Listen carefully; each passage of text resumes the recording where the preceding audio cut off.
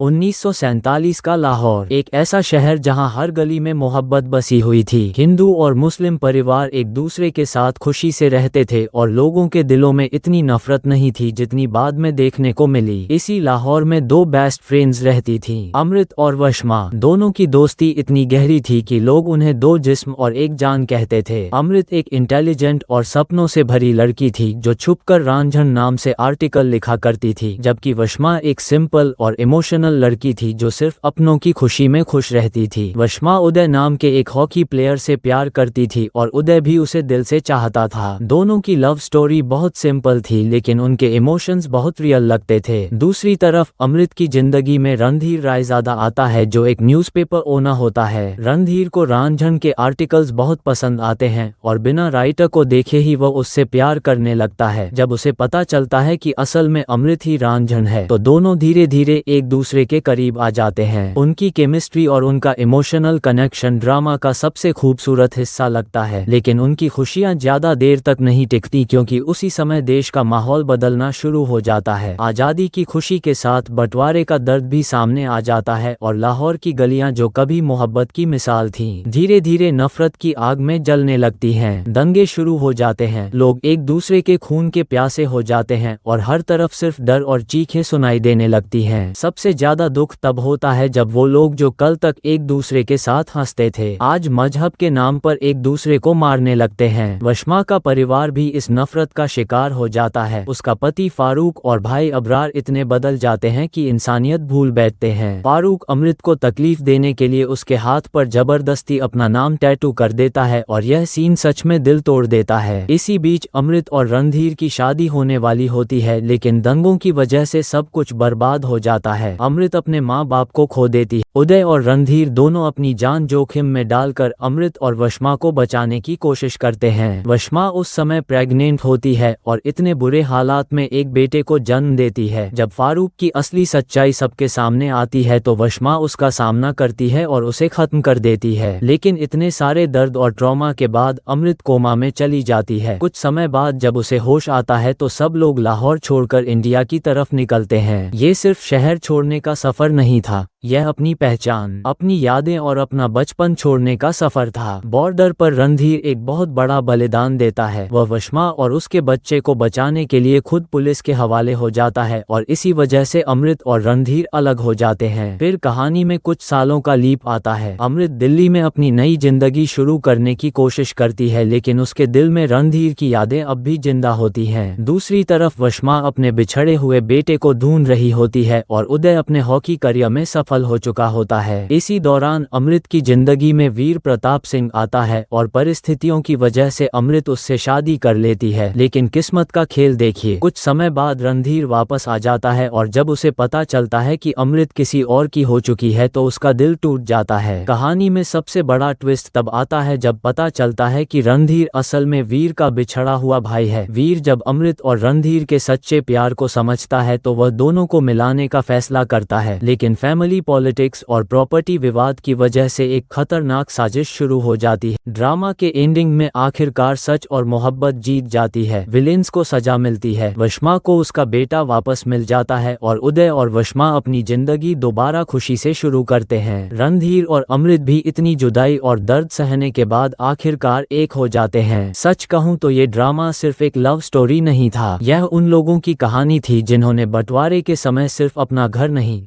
बल्कि अपनी पहचान और अपने रिश्ते भी खो दिए थे। क्यों उठे दिल छोड़ आए देखते समय कई जगह ऐसा लगता है कि हम सिर्फ एक ड्रामा नहीं देख रहे बल्कि इतिहास का वो दर्द महसूस कर रहे हैं जो लाखों लोगों ने असल जिंदगी में सहा था।